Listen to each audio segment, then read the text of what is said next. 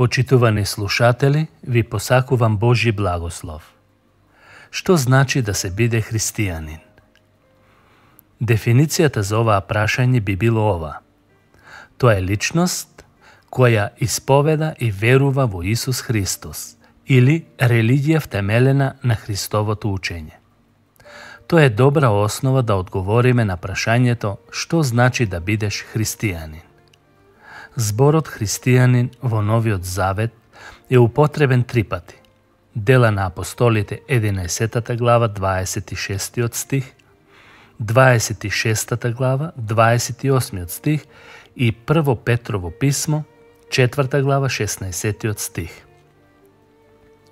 Тие што го следеле Исус за прв пат биле наречени христијани во градот Антиохија.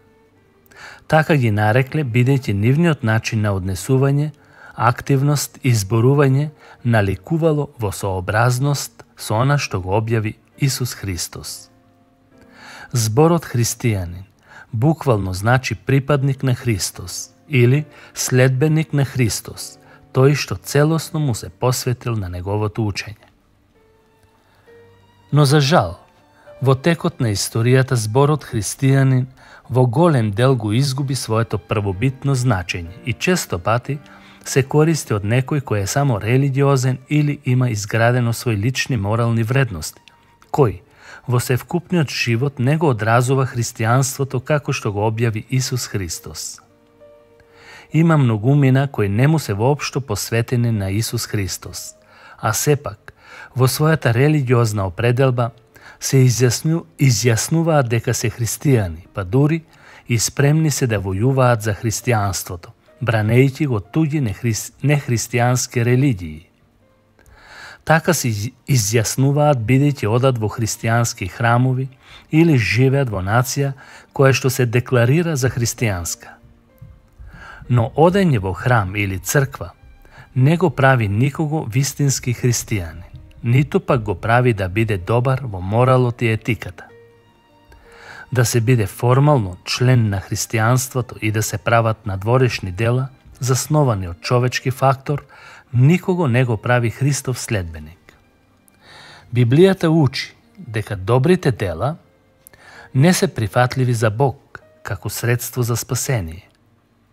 Апостол Павле запишал: не спаси не врз основа на праведните дела што сме ги направиле, туку по својата милост преку капењето на новораѓањето и обновата на Светиот Дух. Тит, 3 глава, 5 стих. Да се биде христијанин значи да се роди некој од озгора, од небото, од самиот Бог преку Светиот Дух.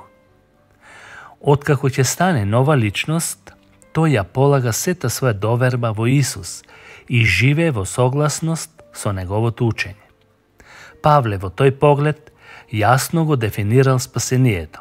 По благодат сте спасени, преку верата. Не од вас самите, тоа е Божи дар.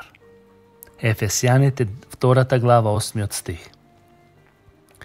Вистинскиот христијанин е човек кој е ставил својата доверба во личност и делото на Исус Христос, вклучувајќи ја неговата смрт на крстот, платата и откупот за нашите гревови, како и неговото воскресение на третиот ден по неговата смрт. Апостол Јован за таквите христијани вели дека се овластени и имаат Божји печат, а на сите што го примија, на тие што веруваат во неговото име, им даде право или власт да станат Божји деца. А како препознатливост и обележие дека некој е христијанин е љубовта и послушноста кон неговиот објавен Божји збор. Вистинскиот христијанин е вистинско Божјо дете и е дел од севкупното Божјо семејство, имајќи целосно нов живот во Исус Христос нашиот Господ. Дали ти си донел одлука за да бидеш вистински следбеник на Исус Христос?